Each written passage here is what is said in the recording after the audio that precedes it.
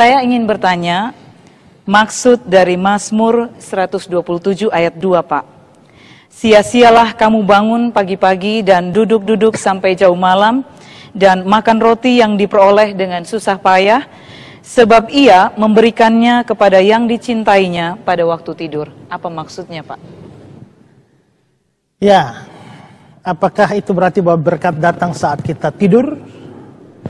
Ya, gini, kalau kita lihat konteks Mazmur ini, mulai dari ayat 1, Mazmur ini sebenarnya berbicara tentang tidak ada manfaatnya setiap usaha manusia kalau tanpa Tuhan terlibat di dalamnya. Itu konteksnya seperti itu.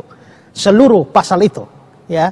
Misalnya dalam ayat 1 saya bilang, jikalau bukan Tuhan yang membangun rumah, sia-sialah usaha orang membangunnya. Jikalau bukan Tuhan yang mengawal kota, sia-sialah pengawal berjaga-jaga. Ya. Jadi usaha dan kerja keras manusia, kalau Tuhan tidak ikut memberkati di dalam, Tuhan tidak ikut campur tangan di dalam, maka tidak mungkin ada keberhasilan.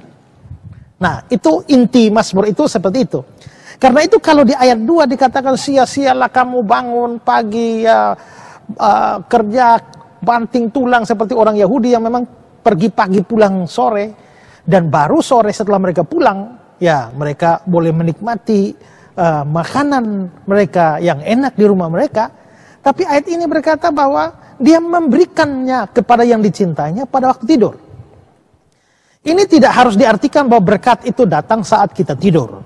Maksudnya adalah bahwa berkat atau rezeki itu diberikan oleh Tuhan terlepas dari jasa orang itu. Ya. Dengan usaha kerja keras kita, sebenarnya kalau misalnya Tuhan tidak berkati, tidak ada manfaat apa-apa. Tidak bisa mendatangkan apa-apa. Jadi maksudnya adalah bahwa rezeki yang Tuhan anugerahkan atau Tuhan berikan itu sebenarnya adalah suatu anugerah, satu karunia, ya. Jadi bukan jasa manusia yang membuat dia bisa diberkati, yang membuat dia berhasil dari hidup, tapi semata-mata hanya kasih karunia atau anugerah dari Tuhan. Tapi ayat seperti ini bisa membuat orang bilang mengabaikan peranan manusia untuk bekerja. Sebenarnya tidak juga, karena dalam Mazmur ini juga dia tidak mengatakan manusia jadi pasif.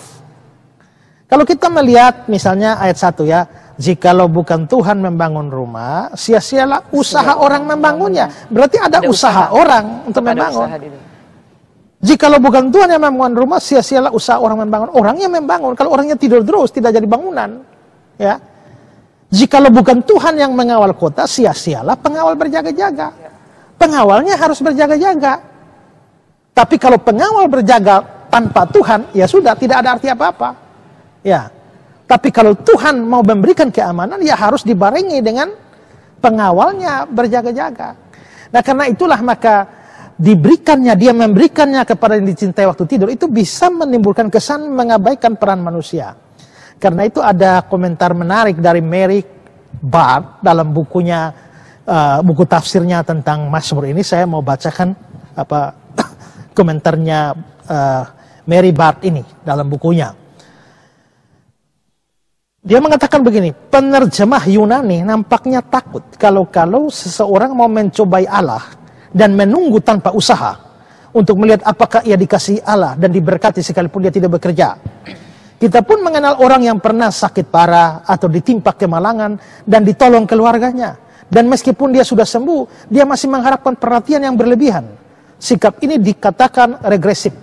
Kembali pada waktu kanak-kanak yang dikasihi meskipun mereka tidak melakukan apa-apa.